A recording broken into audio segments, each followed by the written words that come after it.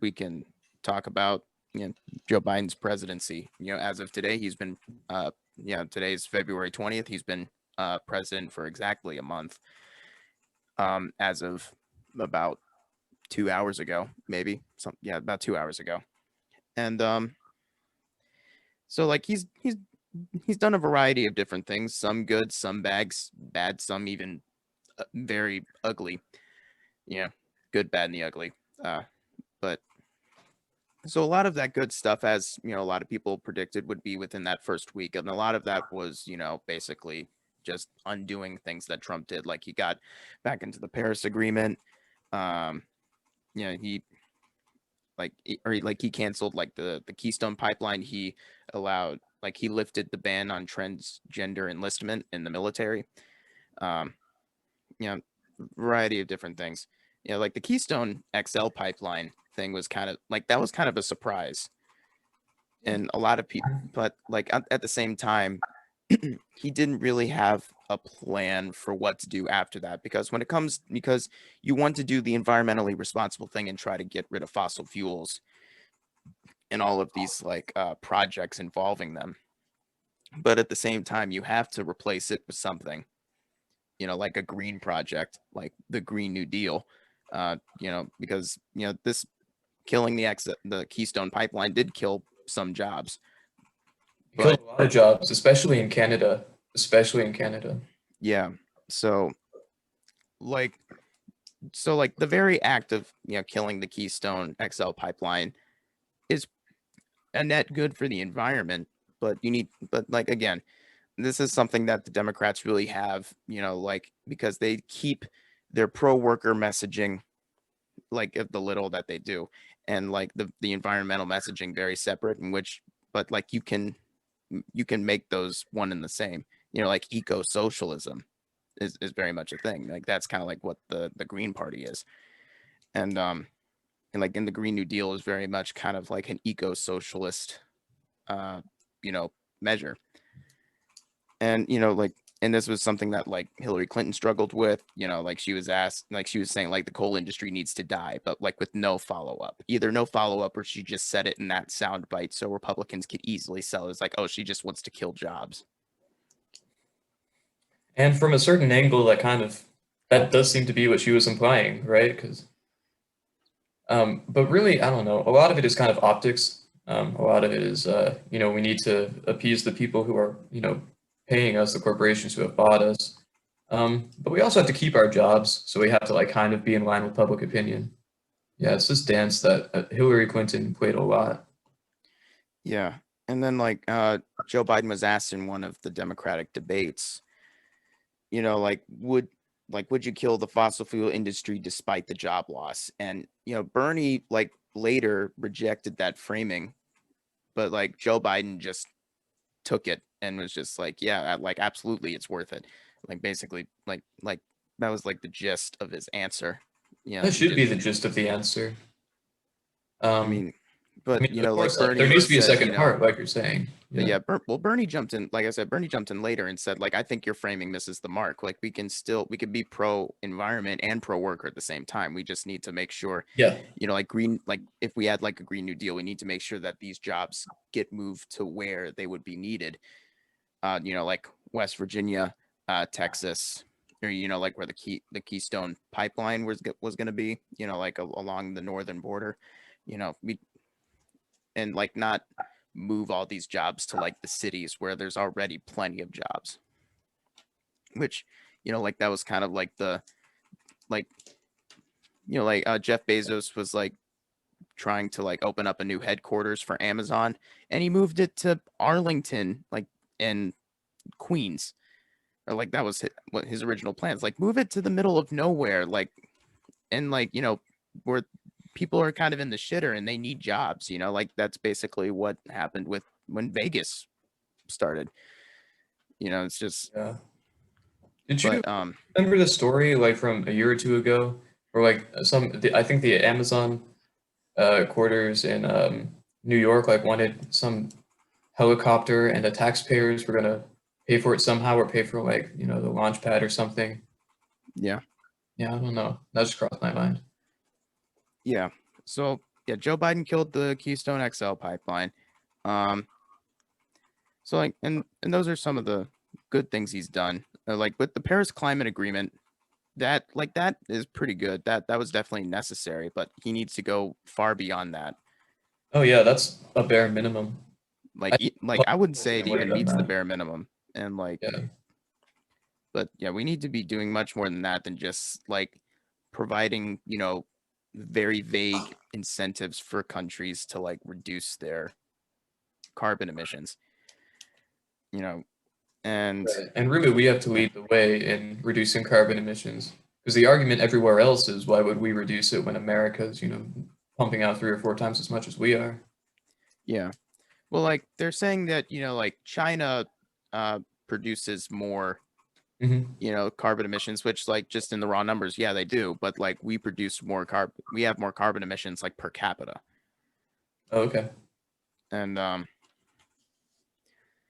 so but there's also been some pretty bad stuff, like just like through like Joe Biden's cabinet picks. Like we can talk about like Neera Tanden a Yeah. little bit. And Yeah. like Anthony Blinken just kind of like kept like during his confirmation hearing just kind of went along with the framing is like, yes, Iran is the biggest state sponsor of terrorism, which not fucking true. And Oh, that guy. yeah. And yeah, like he's now our Secretary of State. And Whoa. Okay. I should know this guy. well, like, and then he basically said we're not even gonna consider leaving Afghanistan. And there is, and a lot of the things he's done, like it looks good and like the headlines are very deceiving. And like for example, like he posted on the POTUS Instagram, like he was saying like we got to end private prisons. And it was like, wow, like is Joe Biden gonna end like stop private prisons at the federal level? And turns out he was only doing that with like private prisons who are contracted the with the Justice Department, and there's like roughly like 10 tens of thousands of prisoners like in private prisons like under the Justice Department, which is very insignificant compared to the Yeah. rest of our prison population, like of like roughly 6 million, I think. Jeez. What is our prison population? It could be much more than that. Oh, I don't know. I know, like, I mean, I've seen the numbers, like we have 5% of the world's population and 20% of the prison population, stuff like that. Yeah. I know it's a ton. It could be 6 million. I mean, Okay. No. Yeah. It's yeah 2.3 million. I was way off. geez, yeah. I mean, that's still, I mean, that's a But big, yeah, that's still a lot. I mean, yeah, I mean, But Charlottesville, yeah, that many people. yeah, like we have 2.3 million people incarcerated in the United States, and the world's like in the global prison population is 9.8. So Wow. that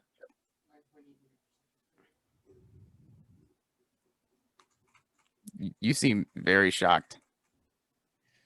Like, I hear these numbers like a lot, but it gets me every time. It's like, how? Like, But yeah, like, and another one, I think this was kind of like the most disgusting thing that Biden has done thus far is like when he said we are going to end our involvement in the Yemeni uh, genocide that's being spearheaded by Saudi Arabia.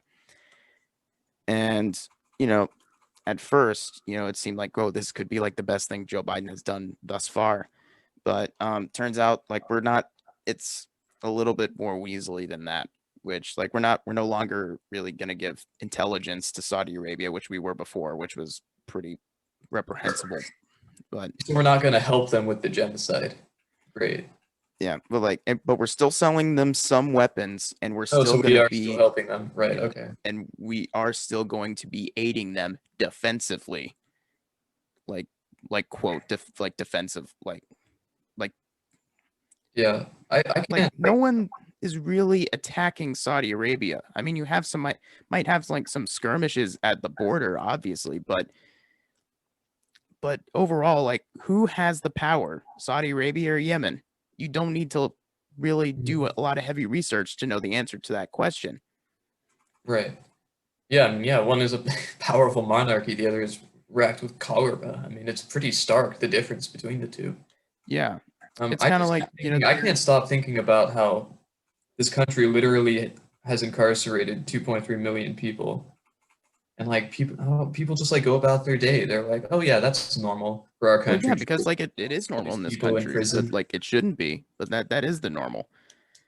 And oh, fuck.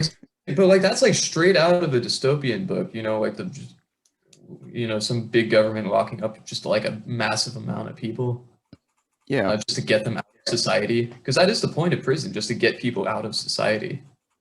yeah. And talking about Joe Biden's presidency, we haven't even gotten to pretty much like the walking back on the $2,000 checks. Basically like, oh, we didn't mean $2,000 checks. We meant 1,400, and like to add to the 600. Which like, dude, you said $2,000 checks. You didn't Literally, say every you other say developed country, almost every other developed country, their citizens have gotten way more than our citizens. like some countries have like fully nationalized wages. Until like Sure, the yeah. whole like that. I think that's what Germany did. Mhm. Um, other places they closed minimal businesses, but they made it like the law to wear a mask. Right. I think in New Zealand they were getting like substantial checks like every week or every month. Yeah, and New Zealand has pretty much stamped out the virus at this point. Mhm. Um, and like China, like you Yeah, could like we say can't even. that like their measures were quite authoritarian, and that would be understandable to point that out. But they're having parties in China right now. Do you remember when like everyone was on board with UBI? They were like, "Oh yeah, dude, we'll have $1,000 a month," and now our country can't even give out a $2,000 check once. Yeah. It's And then when ridiculous. someone like Mitt Romney actually says, "Oh, maybe a UBI might be a good idea," Newsmax goes out and calls him a communist. Like, if you think Mitt Romney is a communist, you need to like, I mean, but that's pretty revealing. The fact that they would call him yeah. communist. I mean, like, not Really only shows is that like they're Mitt pointing Romney at not a capitalism. communist, like he's like the worst of the worst kind of capitalist. Like he's a venture capitalist. Right. He just puts money in the market and it makes money for him. Yeah. Yeah. Like, and at the same time, killing numerous jobs and hurting, a lot of people.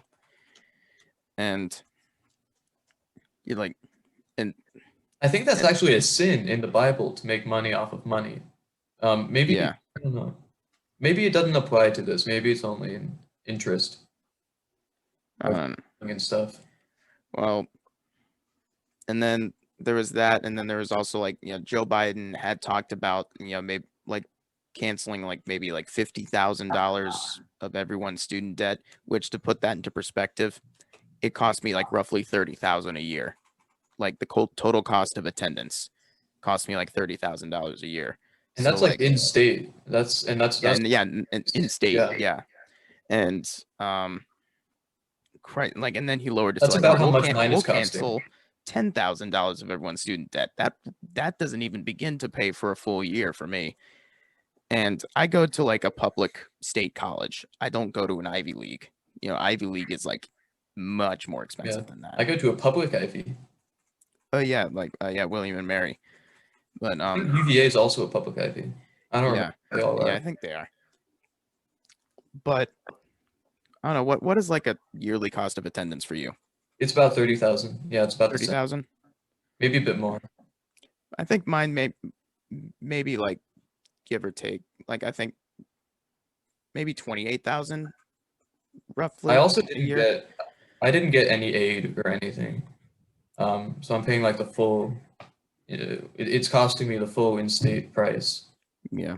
No, most people aren't paying, like, well, I don't want to say, but a lot of people get some financial aid, even if it isn't all that significant. Yeah. But anyway, like Joe Biden even walked away from that. Like he made it pretty clear, I think, in like Yeah. his Wisconsin town hall that he wasn't going to do it. And, and this is something that even like Chuck Schumer is in favor of. We can Whether or afford to not do he's it. doing Yeah. it, genuinely or because he's worried about a progressive primary challenger is a whole different conversation. But he's been, But it at least shows that it's possible, right? yeah, And right, if Chuck Schumer is willing to support it, for some political move, it shows that it's not that difficult to do, probably. yeah, Because it and yeah, and I don't know, like Joe Biden campaigned on raising the minimum wage to $15, and part of the COVID relief bill was to do that, even though they had already pretty much said that we're going to raise the minimum wage to 15 by 2025, and there's numerous problems with that in and of itself. But then you have like Joe Manchin and Kyrsten Sinema, senior senator from Arizona, basically saying, you know what, no. And like this was at the point where like even like Bill Clinton's labor secretary is like, yeah, if you don't believe in a $15 minimum wage, get the fuck out. $15 doesn't even, I mean, that's lower if you adjust for inflation than it was when it was originally instituted. Yeah. And like someone said it, like if you increased the minimum wage with like worker productivity, like since the 60s, like you would have like the minimum wage would be like $23 at this point. Yeah, that's what I've been hearing. Yeah. And like, let alone like if you make it to $15 by 2025, like that's Right, then it's still, yeah. like it's barely a living wage now, depending on the state you're living in. Right, it's two steps backwards and a step forward. Yeah. It's not progressive. Yeah. And like I could imagine like maybe doing doing a minimum wage thing, based on like the state, because like Wyoming or like West Virginia, like maybe the living wage there is like $9-10 probably, but like in New York it could be as much as like $30 an hour as a Very minimum, true. Yeah. like as a living wage. And like I could imagine maybe doing something like that. But if you say like workers, like just like it's because like it's this outdated like idea that workers should only make as much as like their work, like what they're doing is worth, like They should make that much. The problem is they don't, and they can't under capitalism because otherwise profit couldn't exist. yeah. And it's like I'm trying to like rephrase into better wording what I was trying to say is, so like basically like say like you're flipping Like burgers at people only McDonald's. deserve, Yeah. yeah. Like if you're flipping burgers at McDonald's, and like that doesn't necessarily do a whole lot for the economy, sure. So like they're using that reasoning, like, oh, it doesn't do much for the economy, so like they shouldn't be making a living wage. You should get a better job in order to make a living wage. It's just like, no, like Right. you should be able to provide for yourself, like at all times, if and you like these work, aren't just like yeah. jobs that like teenagers have. That is a fucking myth. Like you go to McDonald's or like a fast food restaurant, you see someone who's like maybe middle-aged working there. And the minimum wage was never for teenagers. Like that's not the reason FDR instituted it. It was always Yeah. for people. It was always for regular workers, not just people, Yeah. just teenagers getting a summer job or something. Yeah. And like these socialist labor movements had to like fight their asses off to get a $5 minimum wage. Yeah, yeah. And like, fuck, man. Or wait, well, I don't think it was even as many as $5. What was the original minimum wage? Oh, it was like maybe 25 cents. I don't remember exactly. Something like 25 cents. Okay. 25 cents, I'm maybe. Googling it right now. I don't remember. Might have been $1.25. I have like no real concept of money in the 1940s, so $25, or not 25 cents per hour. oh, okay. Yeah, when it was introduced in 1938. Oh, did I nail that? Damn. Yeah. I know. I've been off on my numbers today. That's why I probably need to be doing more research into. I don't know. I forget most things. I forget most things, but I remember stuff sometimes that's kind of useless like that.